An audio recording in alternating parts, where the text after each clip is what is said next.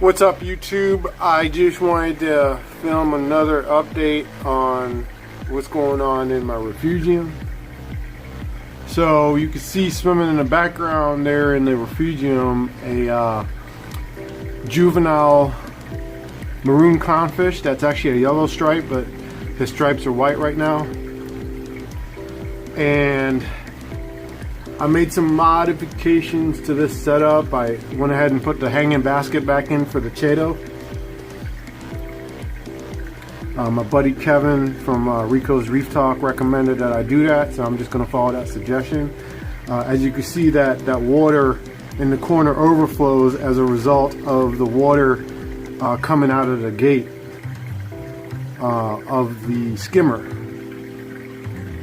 So speaking of the skimmer, I've got the overflow pointed down in here between the two ball valves coming down to a nice Tupperware container. I drilled a hole in the top, and I have a valve here to cut the hose off whenever I need to change out whatever's in there. I just out so the container itself is pretty empty, but I'm getting some nice dark iced tea looking skimmate, so everything's looking good so far.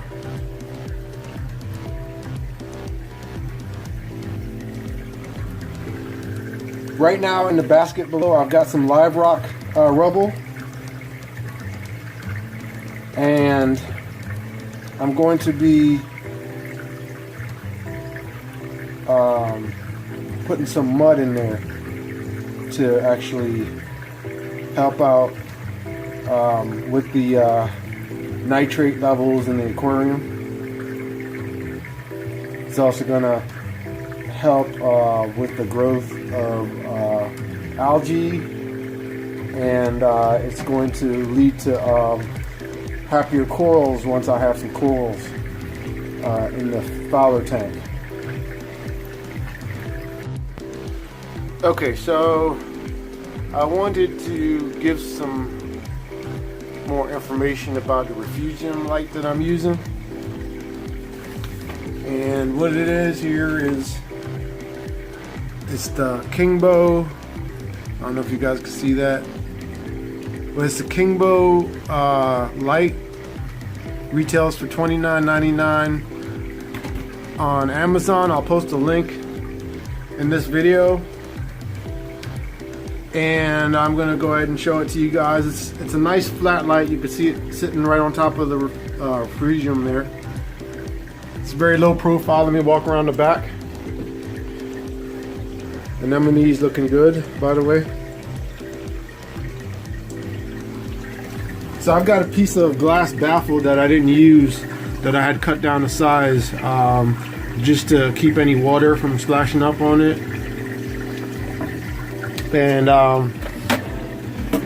you can see the lights. We got a bunch of reds, blues, whites, and there is at least one infrared too.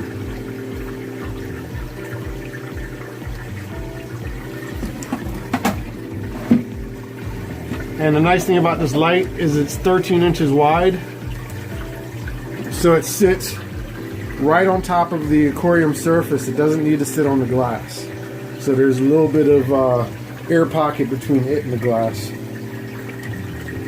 And you can see the little maroon is hanging around down there. Now the reason I'm keeping him in the refugium is that some of the fish in the display tank have been bullying him.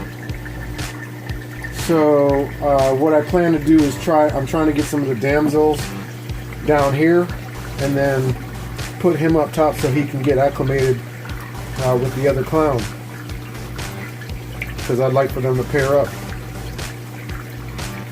And this should be an it, or possibly a female right now. I'm not sure yet, but I think it's an it. It was in the aquarium store with another smaller maroon, and they came from the same parents. So I'm not sure if they had paired up at some point, but I'm hoping that the pairing will go well.